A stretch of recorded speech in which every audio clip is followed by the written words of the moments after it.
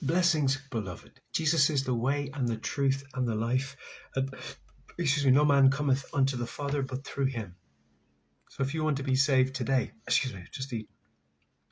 you want to be saved today, all you need to say is, Jesus is my risen Lord and Saviour, and I will to live forever with him. I have been broadcasting live directly to YouTube, but I find that there's some sort of interruption between live streaming and actually uploading and processing that to the platform.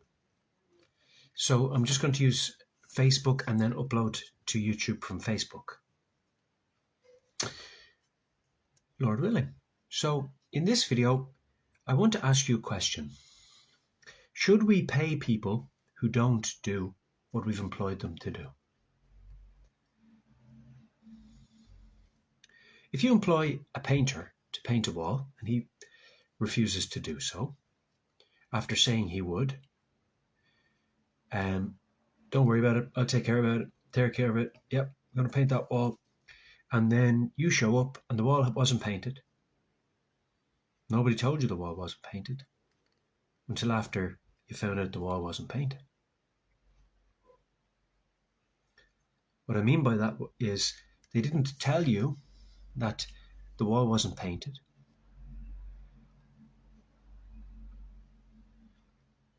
Prior to you having to find out the wall wasn't painted.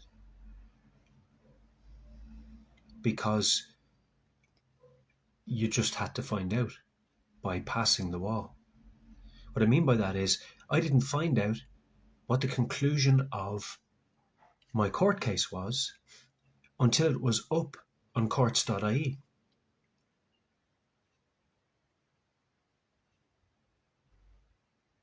That's how little communication I've been getting from people claiming to be my counsel.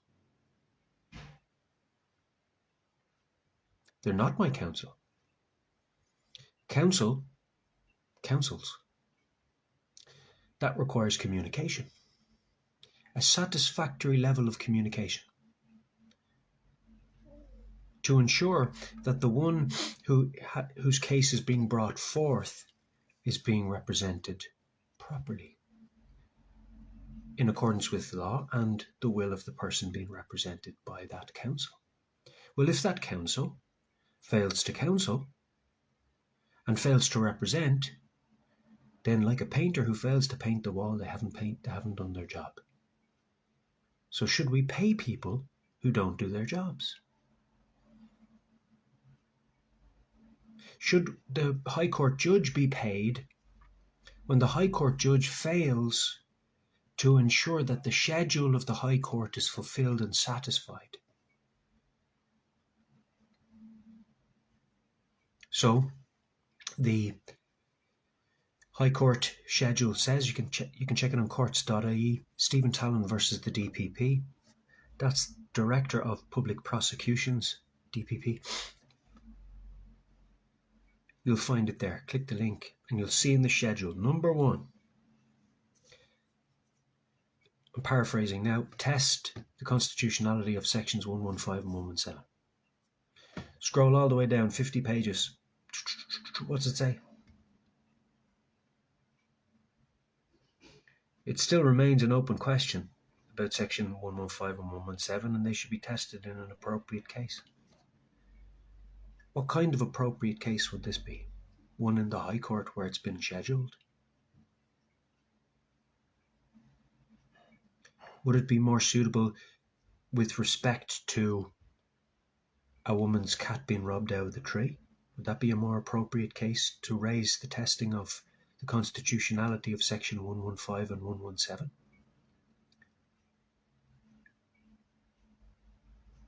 What kind of a High Court accepts the submission of the testing of a section and then fails to test that section?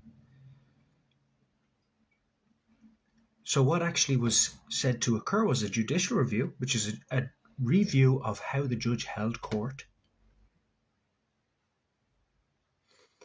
at a district court level. So that's called certiorari. Certiorari. That means that you're appealing to a higher court to test the goings-on of the lower court by holding them to the constitution of the country, which is what all law is supposed to reflect and be a corollary of, or an extension of, like a branch is from a tree.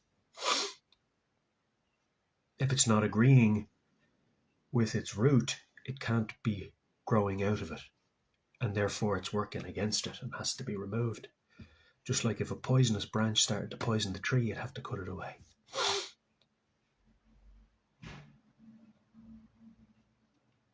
A bad tree cannot bear good fruit because it has a bad root. So what we're saying here is that if the High Court is failing in its basic schedule, that's like council failing to communicate. That's like a painter failing to paint the wall. If you went to the ice cream man and you said, "Can I have a 99 please?" and he said, "Yeah, no problem," and drove off.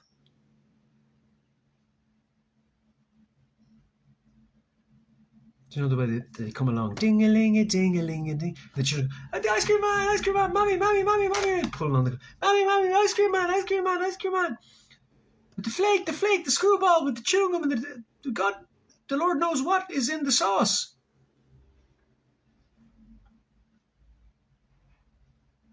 "Oh, they want one of them. So they go up to the door, and the child gives the money for the ice cream. Yeah.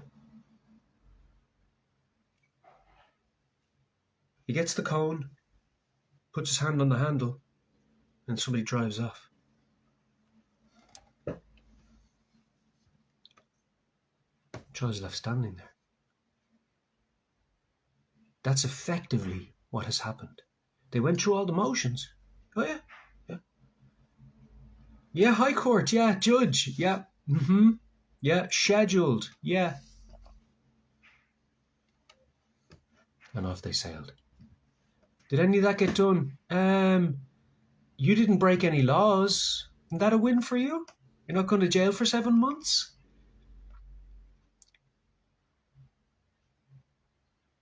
So that's what I was said. That was the last communication. This is a big win for you. You should really focus on that. Focus on the big win, ignore everything else that's happening. Like all of the crimes that are being committed.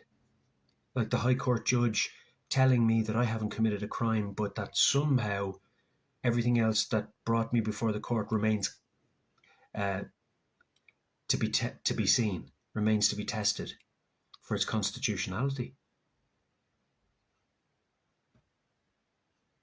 Why does that remain an open question? What is this more appropriate case? None of these questions have been answered by the High Court judge.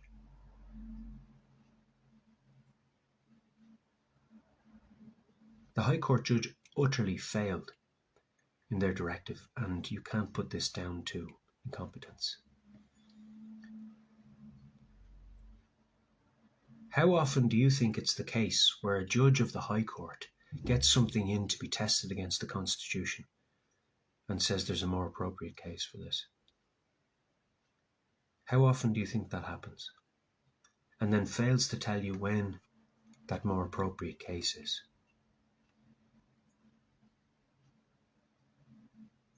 Oh yeah, so it's like going for surgery. There you are on the operating table. There's the surgeon, there's the operating table, there's the anaesthetic. They administer the anaesthetic and you go to sleep. They'll wake you up. Yeah, so the operation, was it a success? Oh, the operation. It remains an open question whether your operation should occur or not. It should occur, but perhaps on another day. We're not really telling you anything more than that. Bye.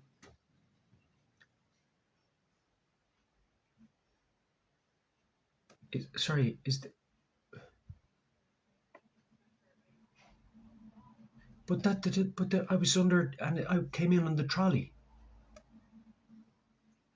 And the doctor? And the anaesthetic?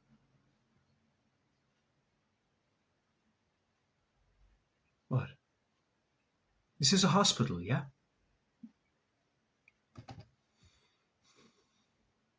It's lunchtime.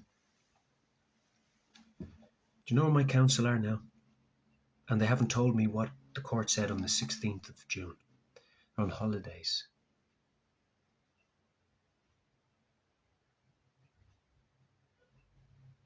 No email, no phone call. Do you know the last thing they emailed me was? We require you to fill out this form for means testing. And when you do so, we'll see you in our office in Dublin. And you can talk to the barrister at law then. What is the point in talking to a barrister at law that doesn't do barrister at law stuff when he's in court?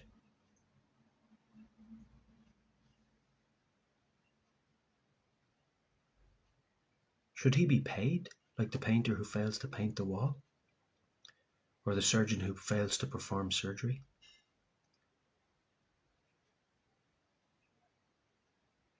That's lunacy. Absolute lunacy.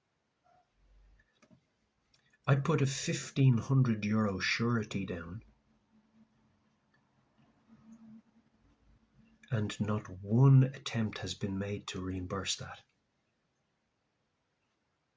And they're already talking about getting paid. And they want me to submit my means to them so that they can get paid before they tell me anything about what happened on the 16th of June. So they want to close the deal, get paid, and affect that while they're on holidays. But they haven't told me what happened on the 16th of June because they're on holidays. But they're able to instruct their secretary to get money. We can email you to tell you to pay us by submitting your means so that we can go and get paid. We're able to tell you that we will meet you, but we're not able to email you what happened on the 16th of June because we're on holidays.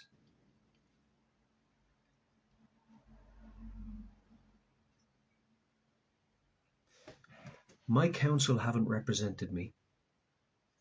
The High Court haven't represented Ireland. They haven't represented the Constitution of this country. Is it that they think there's a more appropriate case because they're all criminals?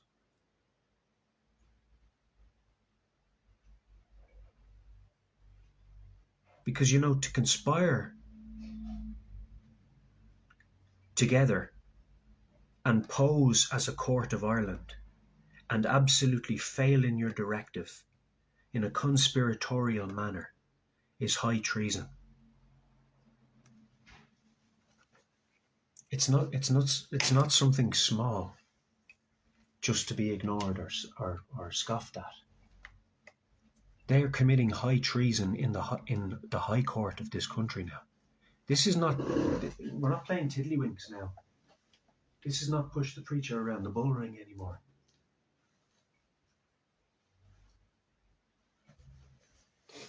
Do you understand now? You're talking about the High Court failing to address the schedule set before it. You're talking about counsel, solicitors posing as my counsel, who failed to communicate what's actually gone on in the courts. Yet they want payment. They didn't do what they said they were going to do. They didn't bring Section 7 to be tested for its wording, as they said they would and should. They said it would be remiss not to test Section 7. In so many words, this is not verbatim. It would be remiss not to test Section 7 in its wording because other jurisdictions have removed the word insulting. That means other countries. Other countries have tried to put similar legislations in place utterly failing because it was seen that it would be illogical, subjective, and far too vague to try to implement the word insulting as something that the criminalization of a person could hinge upon, when there's no definition in law for the word insulting. There's not even a definition for the word offensive. There is only a definition for the word obscene, and that is the only antisocial material that has been defined in terms of what one might speak or show. That's the only lawful definition we have for any material that would be on a sign or on a newspaper or spoken word or in the form of song or anything that can be considered as an offense. It is not an offense to express your opinions and beliefs so long as they're not obscenities. Obscenity has a very specific definition. It means things of a lewd or pornographic or salacious manner. This is a very specific definition. So in the High Court of this country, they have abandoned the true testing of the constitutionality of what has been presented before their court. All they did was kind of juggle them. Little hot potato. Schedule, number one, the schedule was to test the constitutionality of section 115 and 117. What didn't they do? Test the constitutionality of section 115 and 117. Why? Because it remains an open question. Why? Because there's an appropriate case for that. What? Who wrote that and who let them into the court?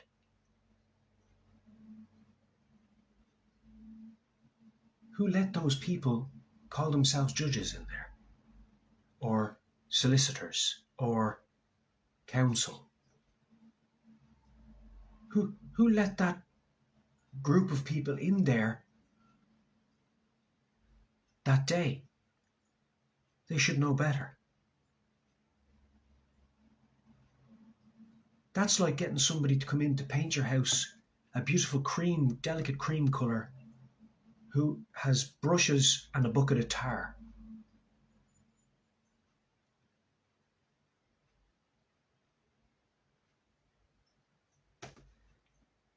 Because to fail to address those sections attempts to give the impression that something has passed through the court that has on the one hand upheld that section 115 and 117 might still be constitutional, but that this man is free to go. How can both be the case?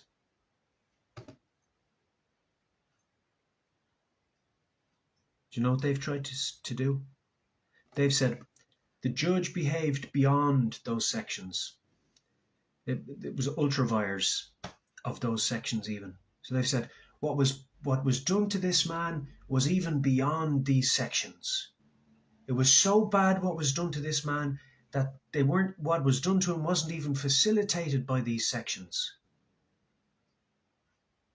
Well, they've committed by saying that. By using the terms ultra vires, they have committed and made a definitive statement. Whether they think they have or not, they have. Because when you say that something has happened to me that is beyond those sections, you are indirectly saying that they broke the law. You're saying that, number one, they broke the law, and number two, that there's something about those sections that they didn't test. They didn't want to test. It exposes their reluctancy to test the constitutionality of the sections, because they prioritized the judicial review and the releasing of me. Why? Well, you see, what the council said to me exposes the potential for a conspiratorial action. Because telling me that I'm free to go would remove me from the equation and present in isolation of any other real evidence or mechanism the testing of these legislations. Which is why I get the email, focus on your win. That's what you need to focus on. For my counsel to tell me that it is a win to be denied access to speak in public for 2 years is criminal. Because they failed me. If they think I've won simply by not going to jail, then they shouldn't be functioning as solicitors. When they know that Article 40 of the Constitution in Section 6 says that the state must vindicate the property rights and good name of the person, and that hasn't occurred, then they're wrongly giving me information that says I have to submit plenary proceedings. That's not my role. The vindication of my good name and property rights is absolutely the role of the state, as is indicated in Article 40. They don't even know the basic constitution. They're not even implementing the law properly, and are showing that there is a concerted effort because the decision of the judge reflects the communication of the solicitor. They're exposed in this. That is my true belief. I believe that to be true. I believe there's evidence enough to say that counsel were not working with my best interests, and that they failed, lawfully speaking, in the same way that the court failed. And it's unreasonable to think that that's anything but conspiratorial, because they both know the law and must in order to hold office. So if it's not conspiratorial, it's highly incompetent, and either way, they shouldn't be in that office. To be incompetent at a high court level on matters of public importance that affect the true social order of the government is absolutely unacceptable. The true social order of the society. To hide that away, say this is a matter of public interest, but we're just going to hide it. That's what they're doing. Why isn't it in the newspaper? Why is it in the newspaper this man's a homophobe, racist, but it's not in the newspaper this man's convictions were quashed? How have the court done what they're supposed to do according to Article 40 of the Irish Constitution? They haven't. So that's my point. Clearly there is a conspiratorial action and movement, and the demons behind it have been exposed. There are demon spirits operating in and through people at that level. You can't say anything else. That's the reality. Why? Because the behavior shows that they cannot be incompetent to that extent. Like a painter wouldn't be incompetent to the point of not attempting to paint the wall at all, but ask for payment.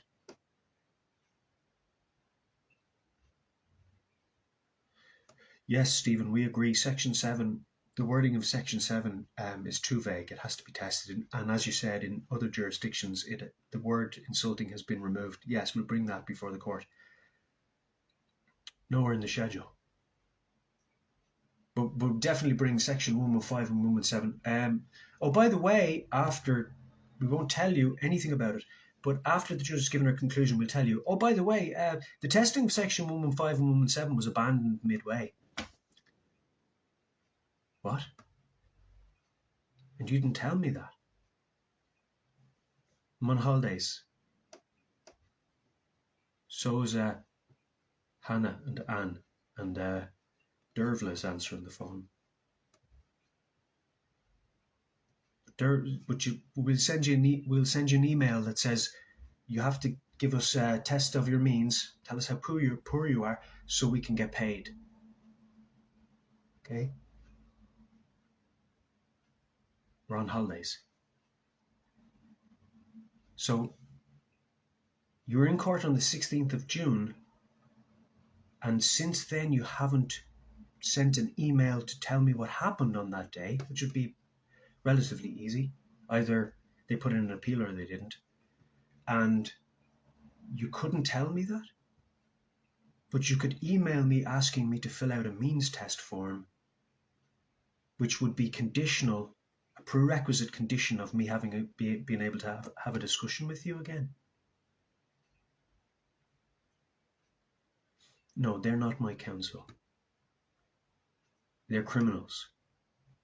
That's a criminal organization. A criminal organization lure you into a situation where you believe you're getting a service that is this or this or this, and it's set before, and then they ask for payment even though they haven't delivered that service. That's criminal activity. It's not just a man forgetting to paint the wall. It's the man telling you he has painted the wall in order to get paid, and then you find out he hasn't. And when he knows you know that he hasn't painted the wall, then he asks for payment before he'll engage you again. Imagine the audacity of these people. Imagine the boldness of them. They must be corrupt inwardly to a great extent and degree. If you think, the Bible says that if you think that goodness, if that darkness is good, how dark must your heart be?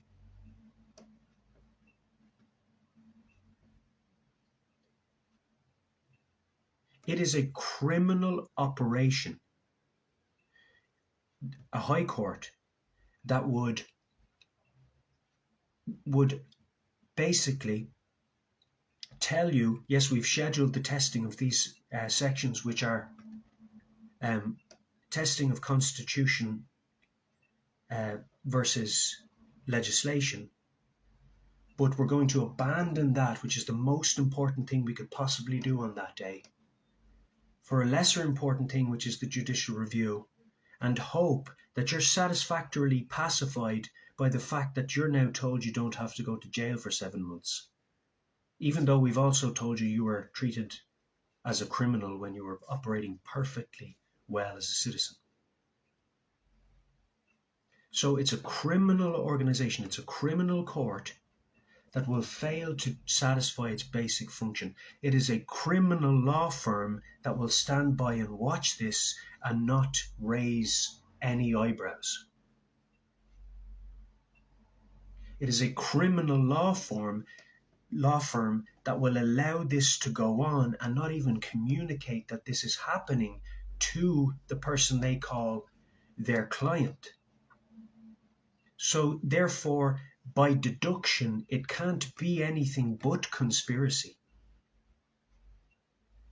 Whether it's a conscious conspiracy or an unconscious conspiracy, they are doing the same thing in the same place. So you can deduce for yourself, are these people operating in the same spirit, trying to achieve the same directive or not? They're exposed as criminal. Do you think that I want to have a conversation with a barrister at law who has failed to press the High Court on testing the constitutionality of Section 115 and 117 as a matter of public importance? How would that satisfy anything when he has failed in his role previously? Is he suddenly going to get a conscience that is satisfactory and start talking clearly and concise and giving me correct information according to the Constitution when he failed to do it in court, claiming to represent me?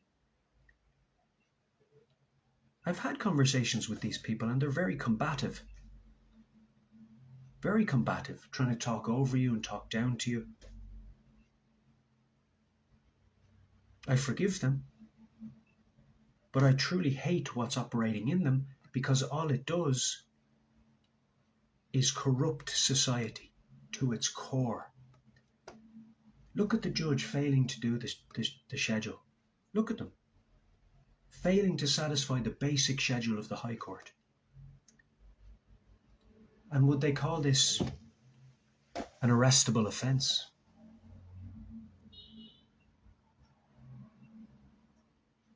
Should a law firm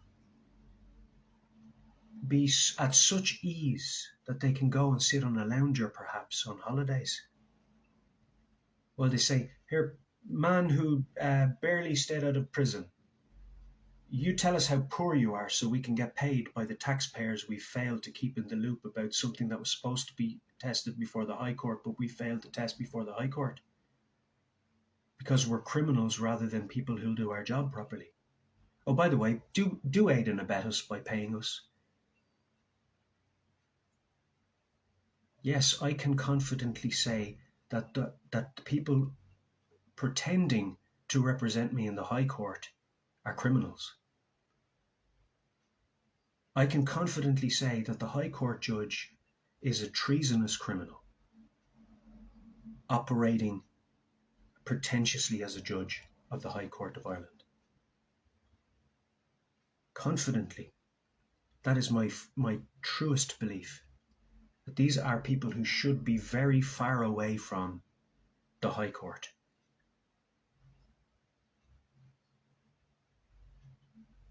In their current spiritual condition. Because if they were operating in any way close to the Holy Spirit, they would do what they said they would do when they took the oath, and that is uphold the Constitution of the country first. And one of those things is that all people are held equally before the law. They clearly are behaving criminally. And now asking for payment while they're on holidays, and they haven't even told you what the conclusion of the court was on the final day of court. But they want you to fill out a means test. Guys, you don't have to be a barrister at law to see that they're fundamentally failing in basic levels of communication.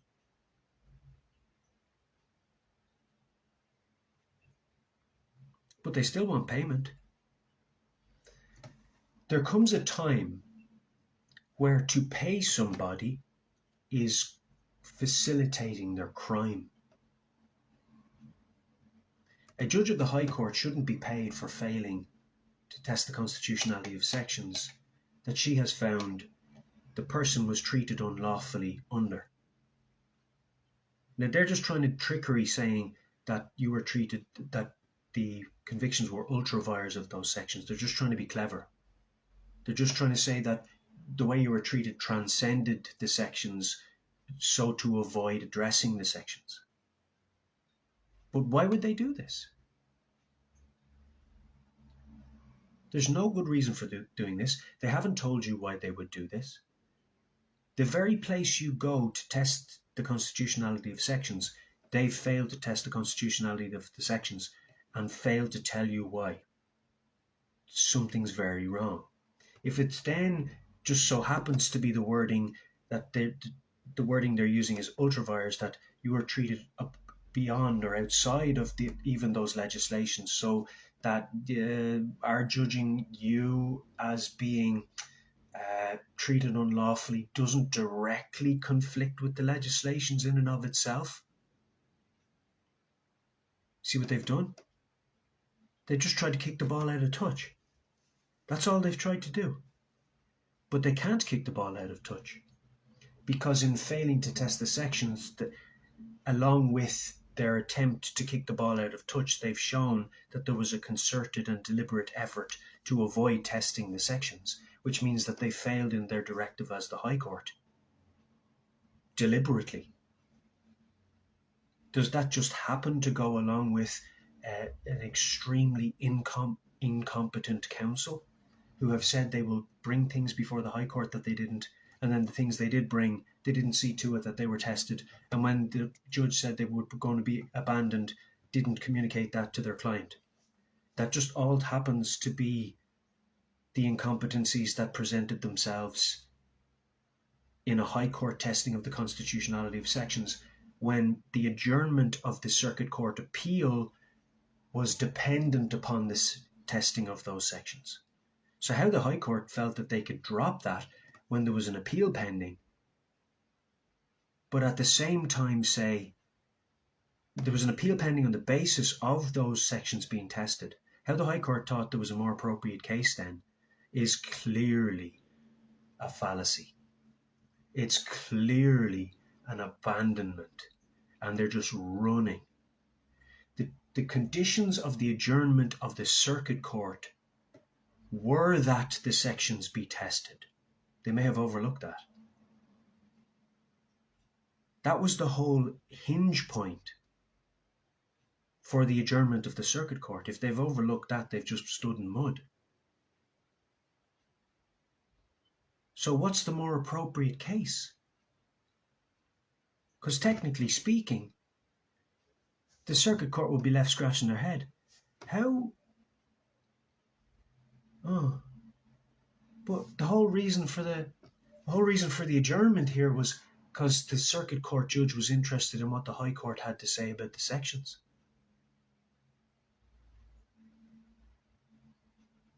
But let's ensure it doesn't go back to the Circuit Court by saying that this man was treated unlawfully anyway. But you would say it's glaring that they haven't tested these sections. It's glaring. Why? It's a High Court. It's the most important thing that they were supposed to be doing. They're saying, well, it's still an open question, covering themselves, hoping that it goes away. But what I'm bringing to you is this. It's not going away, number one, not by denying me the surety or putting the squeeze on me financially or me ending up homeless on the street, or that putting the squeeze on me isn't going to make me go away. It's just not. Do you understand? Because what they're doing is criminal. It's not acceptable to say that they're incompetent to that degree. So it can only be criminal conspiracy. Somebody was, that's my truest belief. And you say, whoa. What about slander? Character defamation. This judge has right to a good name. That law firm has right to a good name. I haven't used any names. Any judge that would do those things is acting, behaving criminally. They're behaving criminally and should correct that at once. This is not a headhunt, nor is it an attempt to harm anybody's law firm or name or anything of the sort. What I'm saying is that they're behaving criminally when they take an oath of office, or just when they sit up there and say, I'm going to uphold my office here according to the Constitution of this country, excuse me, and they bring something before the court and they say, yeah, we're going to test the constitutionality of those sections. It's a very important matter of public importance. It's in the newspaper. Blah, blah, blah, blah. Let time pass. The year passes. Oh, you're free to go. But by the way, halfway through the case, we abandoned the testing of the sections. Focus on your win. It's a really big win for you. Focus on your win. By the way, slip us a form there for the Mel Means test so we can get the LDOSH. I'm on holidays. What about the surety, €1,500 surety that was in place so I could get out of prison in the mainlands after a month there, after 2 weeks in quarantine, after a night in the strip cell, after a month in prison, after many times in the Garda station cell before court, after the back of the van, after the transportation from prison to court, and the handcuffs and the injury and the nerves and what about all of this stuff? What about it? I forgive them for it. But what about it? Do we as a country accept this type of behaviour towards our citizens? Does a judge of the High Court not even need to talk to that person?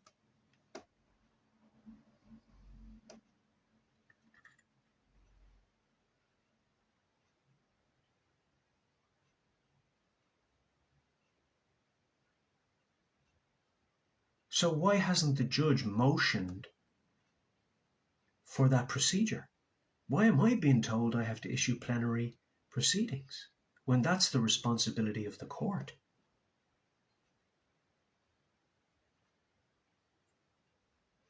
It's the judge who it's come to the attention of that should be motioning for that day. It's their job to uphold the Constitution. So she should be addressing counsel and saying, counsel, we need to, and she should talk to her court clerk and say, bring a day up and bring Mr. Tallon in. We need to talk damages. That's how the court functions. Why my counsel would be doing a runner to holidays, and while they're able to direct somebody to email me on this basis and that there's going to be a meeting coming up, and but we need your means test first as a prerequisite condition. It wasn't just, by the way, pass over that form and we'll have a chat. It was very clear. You must submit this form before coming to this office for a. So in other words, you must have that form as a condition to even enter into a conversation with us again. And by the way, it'll be with a barrister at law, not the people you've been communicating with on a daily basis. Where are they? No dates set. It's just a failing after a failing after a failure on every aspect and attribute and every aspect of both administration and normal functioning of the High Court. Of those who said they were my counsel, they weren't my counsel. They didn't have my best interests and still are exemplifying how they don't. They're still exemplifying that by putting it back on my lap. Oh, by the way, we haven't really done much for you. Here, plenary proceedings, that's you. Fill out the means test form and you can have a chat with the barrister. What's the barrister going to do? Put on his garment and represent the Irish Constitution all of a sudden? Out of court?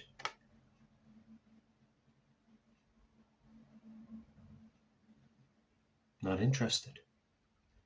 I want to know only what a judge of the High Court thinks on the constitutionality of sections 115 and 117. That's all I want to know.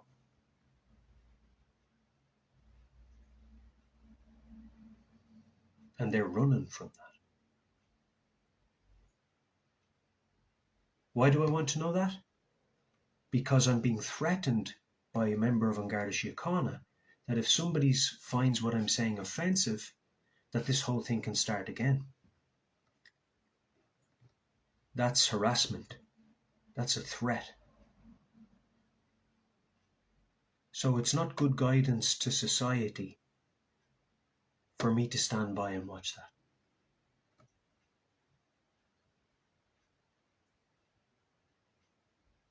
Is it? Would that be doing right by you?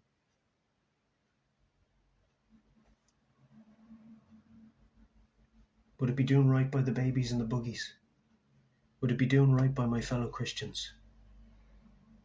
Would it be doing right by my God to walk by that and not expose it for the hideous, corrupt, poisonous root that it is? Because that's all it is. And they're conspiring together in it, and it is clearly seen to anybody with eyes to see.